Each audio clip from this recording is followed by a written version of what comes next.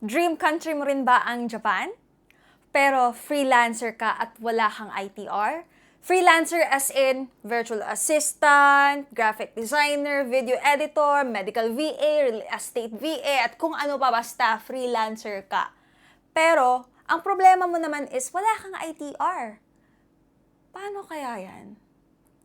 Don't worry my friend, I got you. Kasi if same tayo ng situation and same tayo ng profile as a freelancer myself, I can really help you out and share my tips kung paano ako nakukuha ng single entry tourist visa to Japan. So if you're interested, just keep on watching. So by the way, everyone, if you're new to my channel, welcome, welcome. My name is Jennifer Pacanya, but you can call me Jen Pac, ganun.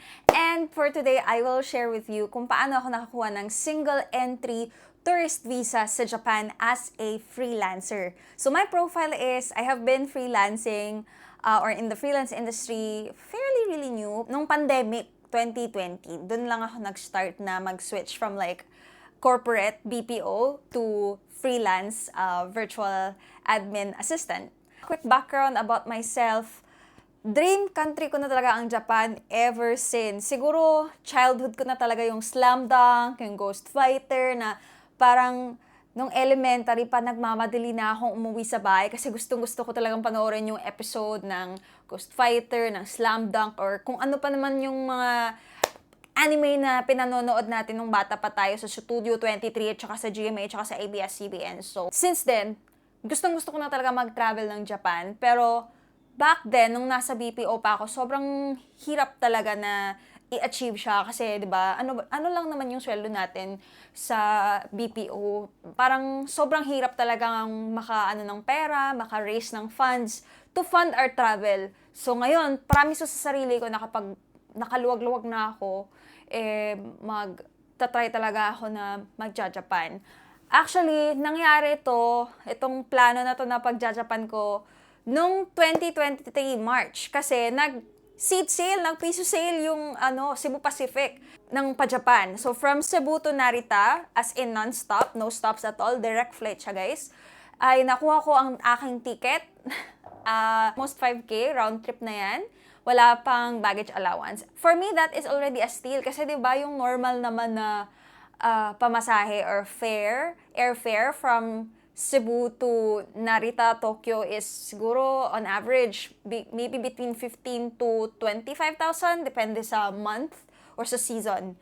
Kung peak season, syempre mahal. It can range as high as 25 to 30K round trip. So, getting it at a 5K round trip as in balikan na fare is already a steal. Pero guys, don't follow me. Ideally talaga dapat mauuna yung visa eh. Pero ayun na, napasubo na ako. So, from then on, nung nabook ko na yung ticket ko for Japan, as in nag-research talaga ako ng malala. At of course, prayers talaga para ma-achieve ko talaga yung single entry tourist visa. And hopefully guys, by watching this video, and also by listing down all the tips na pwede kong ma-share sa inyo, ay sana makatulong and you will be able to go to your dream country, which is Japan. After nung nakabook ako, as in surprise talaga, and unexpected na pag-book ng round trip ticket ko to Tokyo, specifically in Narita, and nag-research na ako. So how I did my research was, nanood ako right away ng mga vlogs ng mga influencer, kahit ng mga normal na tao or individual na nag-share din ng kanilang mga experiences at kung ano yung mga requirements na sinubmit nila nung pumasa sila ng application for Japan tourist visa. Nilista ko na lang kung ano yung mga things na applicable sa akin, pero syempre, naghanap din ako ng other supplementary documents na pwede kong isubmit. So hopefully guys, makatulong. Nung may idea na ako kung ano yung mga basic requirements as shared by other people on YouTube, nung nag-submit sila ng application nila, yung next question ko naman and yung next step ko naman is kung saang agency ako dapat magpapasa ng requirements ko. Nung na-realize ko na, okay, ano ba yung mga basic requirements, the next thing to do is, saang agency ba ako dapat magpapasa. Kasi ang dami-daming ang travel agency naman na nagpa-process ng Japan tourist visa. Pero gusto ko talaga yung someone or isang agency talaga na hindi ako ipe-pressure, hindi ako mamadaliin. So, medyo picky ako in terms of how I am going to be accommodated in terms of, any questions that I may have. Kasi nga, di ba, first time ko. So, more or less, madami ka talaga, expected talaga na madami kang tanong or gusto mong, of course, i-accommodate ka right away. So, ang ginawa ko is, nag-research ako ng mga accredited na Japan tourist visa application agencies within Cebu, kasi nasa Cebu ako. And then, after that, hinanap ko and minessage ko sa Facebook bawat isa, lahat ng agencies na accredited. And nakapag-decide ako na mag-attic tours ako kasi sila lang yung unang-una na nag-respond kaagad. And apart from that, nakita ko din on TikTok si Miss Laura from Attic Tours na sinasagutan niya talaga lahat ng mga Japan visa-related questions. And for me, that says a lot. Kasi nga, apart from just promoting the agency itself, pero hindi lang naman yun yung goal. Yung goal niya is to bring awareness naman. Kasi at the end of the day, ikaw din naman yung magde-decide kung saang agency mo dapat ipasa. Pero for her, she was able to answer questions. And I feel like, okay, that says a lot about the company and her as an employee. So, dun pa lang, parang naging mas interested ako na dun na mag-submit. Although, comparing the prices ng processing fee ng Attic Tours to, say, Friendship Tours or any other travel agency out there, medyo on the pricier side si Attic Tours. And I realized that when I was already trying to inquire, like personal akong pumunta, before I actually submitted all my paper documents, pumunta ako a month before sa Attic Tours. So, the reason why is I wanted to ask a list of the requirements based on my profile as a freelancer, and they were very kind enough to provide me the list, and wala masyadong tao, and hindi siya parang yung type ng office na parang sa sobrang busy, hindi ka na maa-accommodate. So, medyo picky ako on that side. And I think that's the reason why medyo hindi masyadong madaming tao siguro sa office nila. It's because medyo mahal yung, comparing naman sa ibang agency, medyo on the pricey side. And let's get to the requirements, guys. Kasi itong list of basic requirements is based from the list that Attic Tours sent to me via Messenger. And also, nagbigay din sila ng paper list of documents I needed to prepare para sa mismong actual na submission ko. So, first on the list. So, guys, as you can see, nasa harap tayo ng laptop natin. Kasi hindi ko memorize lahat. Pero, yung first requirement given, your Philippine passport, at least 6 months valid. Ayan. With signature. So, ayan, given naman yan, guys. So, no questions asked. Dapat need ang passport mo. Hindi siya pwedeng 3 months before expiration, at least 6 months po. Next is visa application form. No blank items and no erasures. So, nung pumunta ako ng Attic Tours a month before my actual application date or date of submission, binigyan na nila ako ng visa application form na blank. And then, by the way guys if you needed me or want me to show you how to fill it out, just let me know. I can create another video. Pero, simple lang din naman. Kasi if may mga fields na hindi applicable sa'yo, lagyan mo lang ng NA yung mismong application form. Pero dapat walang blank na fields, walang erasures. If feel mo, magkakaroon ka ng erasures, humingi ka ng multiple copies, magprint ka ng multiple copies, or you ask your agency multiple copies of your visa application form kasi no erasure siya and no blank fields. Next, photo. Ayan, ID picture. Yung sizing po ng ID picture is 45mm by 35mm white background. So, ayan. And dapat latest po siya or taken within 3 months. Hindi siya pwede yung tinake last year or 6 months ago. Hindi po pwedeng ganon. Ang requirement po is dapat taken at least 3 months. And then, you have to write sa likod ng picture, ng ID photo, your name, your full name, and your date of birth. Yon. Ang sa case ko naman, I took a picture at least a week or 2 weeks before my application para fresh. Ganun. Pwede naman ding on the day ng mismong application mo. Pwede. Basta makuha mo agad yung copy ng ID photo. Okay? Sa akin, pumunta lang ako ng photo line and I think I paid less than 200 pesos to get it. So, ayan. And it took maybe an hour. Bumalik lang ako after an hour and then nakuha ko na yung copy. Next is PSA birth certificate, and it says here must be issued within 1 year. So, in my case, wala akong time to go outside and pumunta sa mismong NSO office. So, ang ginawa ko is I requested my PSA NSO birth certificate online. Yes po, pwede pong kumuha ng NSO online. So, ililink ko na lang po ang link kung saan pwede mag-request.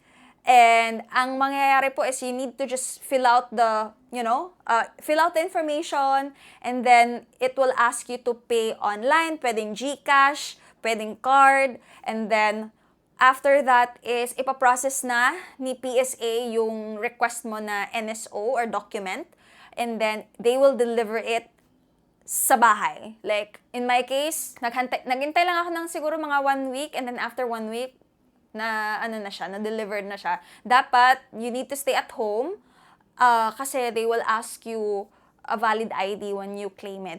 Ililink ko na lang po yung link kung saan pwedeng mag-request online, or you can check sa description box.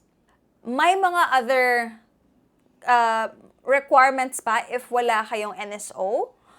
Sabi dito, if late registered ka, you need to attach a copy of your baptismal certificate and Form 137 from elementary or high school. If unreadable naman yung birth certificate NSO mo, attach a copy of your local birth certificate. Ayan. And then, if no record, please submit a negative birth certificate from PSA, which is, pwede nyo rin yung ma-request online, guys, sa same exact link, yung negative birth certificate document from PSA, along with or attached with your local birth certificate from your local civil registry. So, ayan. In my case, may NSO na po ako, so all the other stuff didn't apply to me. Pero if unreadable yung NSO mo or wala kang birth certificate or late registration ka, I prefer that you reach out directly to the agency para mas ma-accommodate nila yung questions nyo. Requirement is PSA marriage contract must be issued within 1 year if applicant is married. In my case, I'm single, so it wasn't really applicable to me. Pero if applicable siya for our married freelancers out there, then please, by all means, get your PSA marriage contract. Pwede din siya, I think, na i-check nyo sa link online para ma-request nyo din siya alongside your NSO document. If wala kayong time, like me, na lumabas talaga at saka manual na pumunta sa NSO to request the document. And if no record po kayo for your PSA marriage contract, submit lang again ng negative marriage certificate from PSA attached with marriage contract from your local civil registry. So, ayan. Ipopost ko na lang po. If may questions pa kayo or further clarifications, please, mag-message po kayo sa agency na saan nyo gustong mag-process ng application nyo para mabigyan kayo ng guidance. Next is your daily schedule or daily itinerary, or what they call taizayutehyo. Hindi ko alam kung sakto ba yung pronunciation ko. So, ayan. Ito yung ipapakita ko sa inyo, guys, yung sample ng parang format ng document ng taizayutehyo or your daily itinerary or daily schedule. So, here it is. Ayan. Dito sa side na to, ilalagay ko na lang. Attic Tours actually provided me a paper copy of this. Pero pwede nyo ring makuha yung copy soft copy nito online and then pwede nyo rin i-print. But in my case, sinulat ko talaga siya as in handwritten kasi binigyan nila ako ng form. Since it's my first time, medyo sinimplihan ko lang yung itinerary ko. If you're given single entry, you are given 15 days to stay in Japan. But in my case, hindi ko siya sinagad. I only created a daily itinerary schedule good for 4 days. As in, sobrang simple lang. And then, my recommendation is that mag-create kayo ng itinerary na wala masyadong entrance fees. Yung mga free stuff lang. For example, going to Shibuya Crossing. Wala namang entrance fee yan. Or pumunta sa Asakusa para pumunta sa mga temple doon. Wala namang mga entrance fee yun. Pwede ka rin pumunta sa Ueno Park, libre doon, 'di ba? Ano pa ba? Gusto mong mag-stroll around Akihabara, wala namang bayad doon. So, I created an itinerary that focuses more on experience na wala masyado akong i-shell out na pera in terms of entrance fees. Hindi ako nag-Disneyland. Wala akong other activities na paid na in-indicate sa itinerary ko. So, if you like, I can also share my itinerary, like the simple itinerary that I created. Pero, you can also create on your own, but I suggest na if it's your first time, just keep it at like 4 or 5 days max. Follow-up question. Kailangan ba talagang 4 days lang or 5 days lang? Well, pag nag-grant naman yung tourist visa mo, pwede ka naman magstay within 15 days lang. And pwede ka nang magstay kahit hindi mo na talaga i-follow yung mismong itinerary na pinasa mo sa embassy.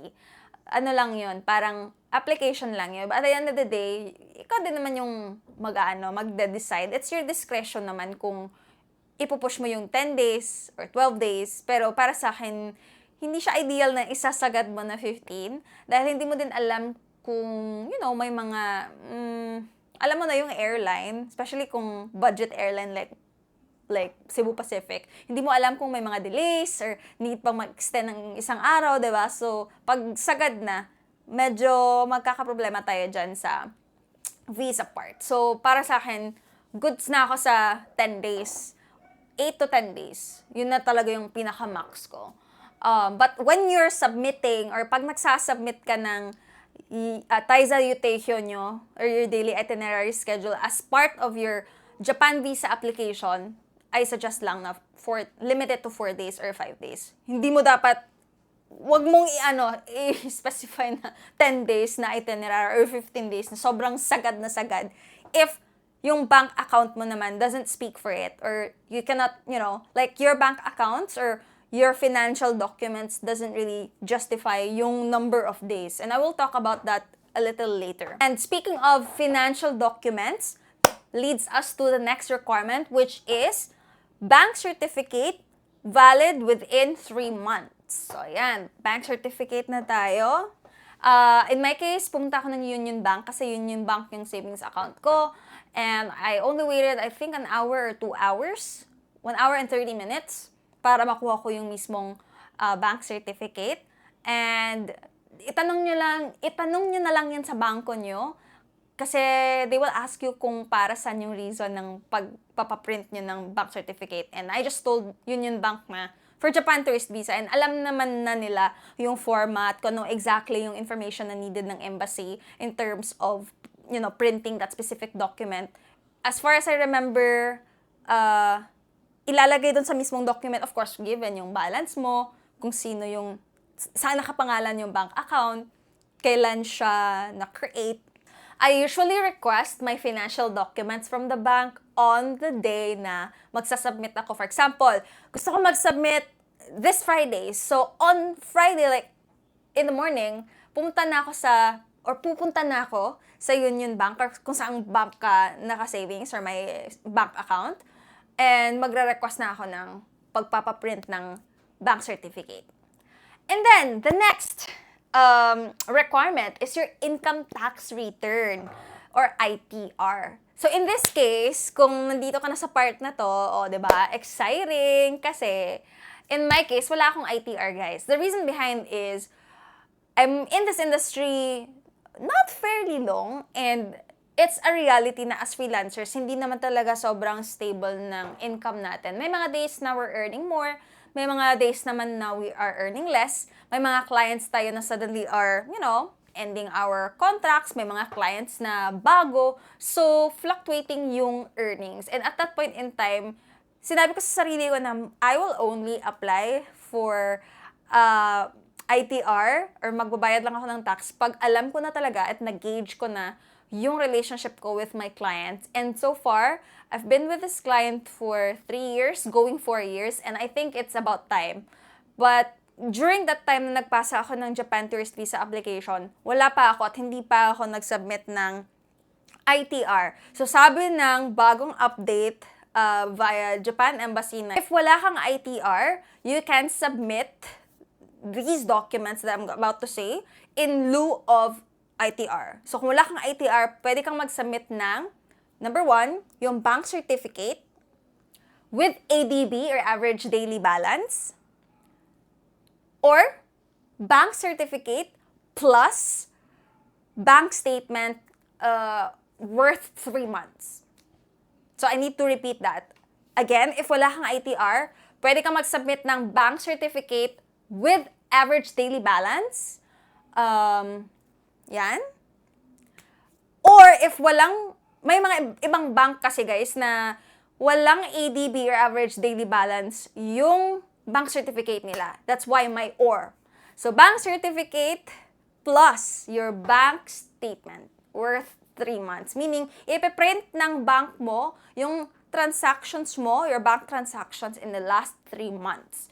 So, yun yung nangyari sa akin. I submitted both bank certificate kasi walang ADB yung sa walang ADB yung print ni Union Bank for my bank certificate. Plus, I also requested a bank statement for the last 3 months. So, yun yung sinabit ko kasi wala akong ITR. Apart from those 2 financial documents, guys, I submitted an explanation letter as to why wala akong ITR. So, I'm gonna talk about the explanation letter later on. And then the next document is yung SPA. Again, it was this document or special power of attorney is just really an authorization letter for them to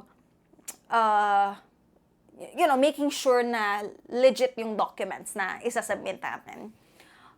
But this was given already by Attic Tours, and if you fill out ko lang and just, had my signature there, and I'm good. For the explanation letter, guys, I will be sharing with you yung mismong explanation letter ko the first time I applied for a Japan tourist visa. So if you're interested, just go ahead and check the description box below para you can get access or you can see the actual document and magkaroon naman kayo ng idea. Pero guys inspiration lang. Wag naman yung totally i-follow nyo or i-copy nyo talaga. Kasi magkaiba naman tayo eh. Ako, at that point in time, may clients ako from Upwork, so I mentioned Upwork on my letter. But, kayo na bahala. Alam kong magigauge nyo naman din kung paano nyo i-diskarte yung letter nyo for explanation. Ang importante lang naman is, i-explain mo lang kung bakit wala kang ITR. In my case, I explained na most of my clients are from Upwork and not in the Philippines. And that's why wala akong ITR na mapoproduce. Apart from that, in-explain ko din why I really wanted or requested a visa application or Japan tourist visa. So, in-explain ko doon, nagdrama ako doon. Galingan mong magsulat ng explanation, and girl. Kasi, babasahin talaga yan ng taga-embassy. So, dramahan mo, gandahan mo yung mo ng explanation mo kung bakit gusto mong mag-Japan. In my case, chumeka ako doon na dream ko talaga mag-Japan. I love anime. Ilang series na ng anime yung napanood ko. It's my lifelong dream and I want to spend my 30th birthday in Japan. So, ayun. And explain ko lang din. Dapat sincere and genuine din naman yung explanation mo. So, ayun. Granted naman tayo ng single entry because of that. But if you're interested on the content of my explanation letter, of course, by all means, i-share ko yan sa inyo dahil gusto kong makatulong. Gusto kong makahelp na ma-achieve nyo yung dreams nyo for Japan. So, ayan. go to my description box, guys, para you can get access. Just make a copy of that document and go ahead and rewrite it according to how you'd wanna use that. But yeah, I hope it helps. So the next series of requirements, guys, na i-share ko ay supplementary documents, meaning additional documents lang proving my ties in the Philippines and also to prove that I have a job and also my financial, my financial standing dito sa Pilipinas and to show the embassy na I have work and babalik ako. So, first thing is, nagprint ako ng 3 months worth of WISE transactions. Why WISE?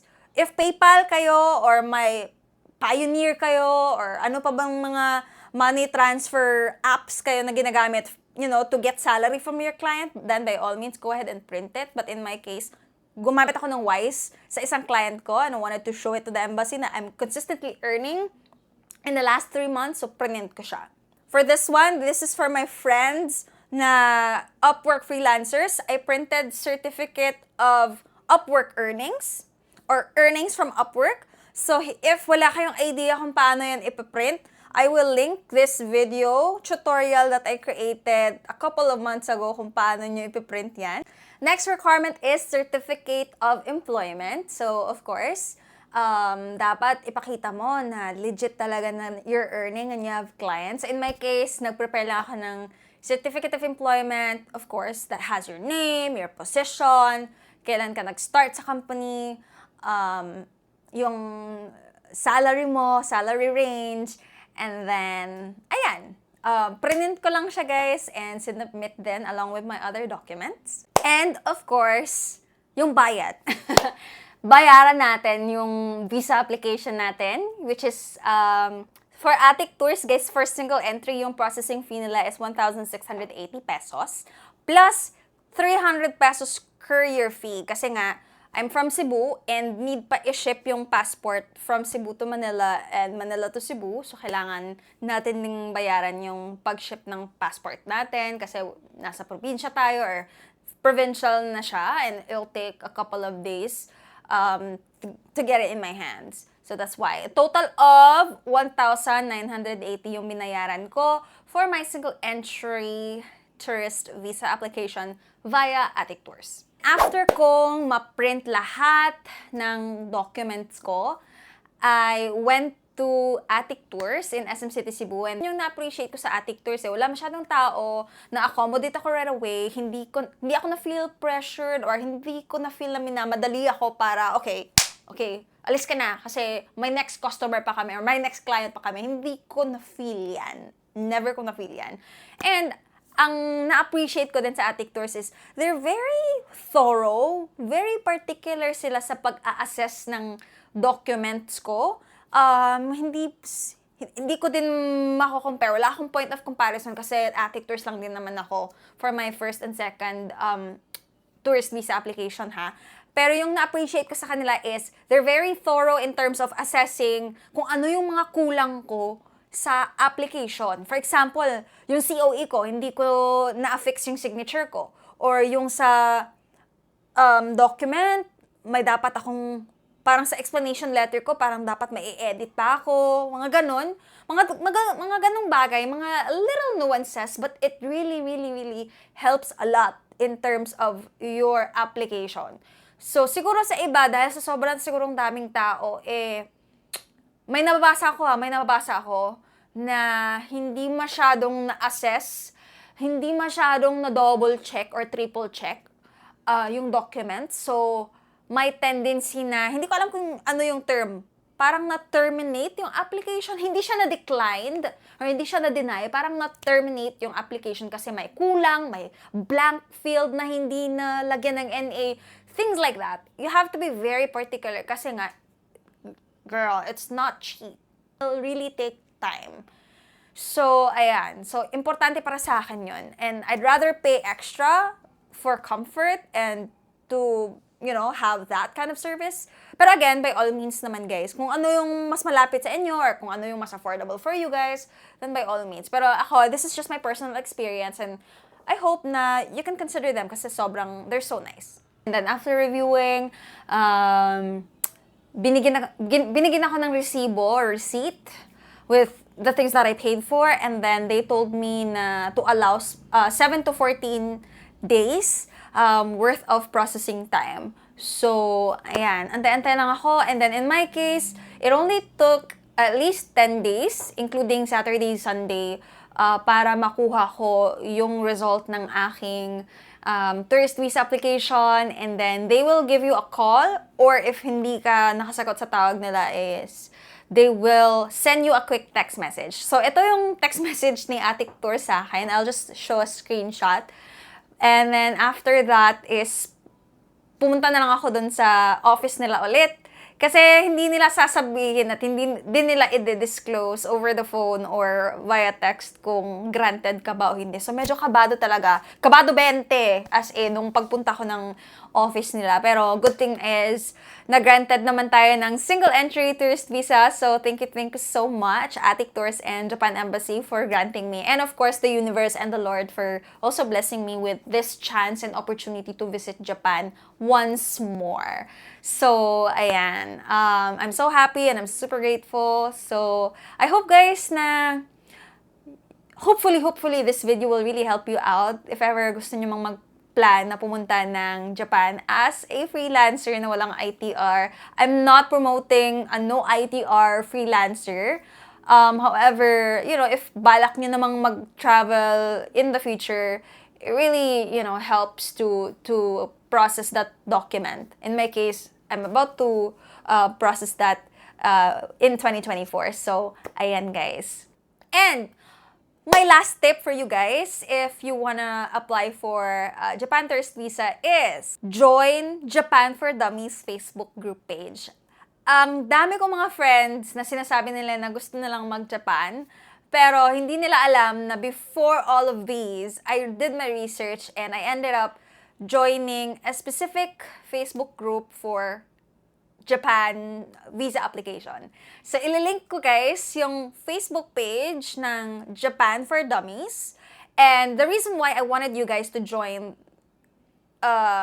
this group is mostly kasi sa mga members ng mga grupo na to is sinishare nila yung mga experiences nila sa visa application nila, kung ano yung mga documents na sinubmit nila, kung ano yung profile nila, para naman magka-idea kayo when the time comes na kayo naman yung magpapasa ng application nyo sa mga documents na might be helpful for you to prepare based on the type of profile that, you know, you might find similar sa mga members ng group na yon na nag-share.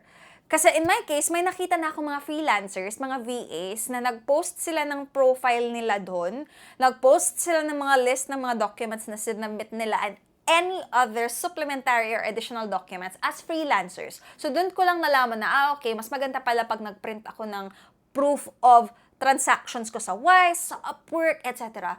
So, ayun, prepare ko and I wouldn't know about it not until I joined the group. So, for me, it would really be a blessing and, you know, it will really be helpful for you if you join this group, Japan for Dummies. I will link also the Facebook group page ng group na to kasi nakatulong talaga siya in my personal application and journey to going to Japan. And also, if nag-travel na kayo ng Japan, yung mga members naman makakatulong talaga sila kung ano yung mga places to go, places, you know, must visit places, must eat, mga pasalubong na dapat mong bilhin. Ang saya-saya talaga kasi people are super helpful, and at least naman pag kayo na, you're doing your own research na kung ano yung mga documents or requirements na you can submit if you see someone na has the same exact profile as yours. At least may idea ka na at di ka na mahihirapan kung ano exactly yung dapat mong i-prepare. So that's it for today's video. I hope na makatulong to for you guys. And if you have any questions or, you know, anything that you wanted to ask, if kaya ng powers ko, I will really answer and I will really reply sa mga questions nyo sa comment section. So please give this video a thumbs up and share this video sa mga friends nyo na freelancers, and hopefully, please subscribe to my YouTube channel. Again, this is Jennifer Pacanya, Jetpack Ganern, and show some love by subscribing to my YouTube channel, and see you in my next vlog, or maybe see you in Japan. Arigatou gozaimasu!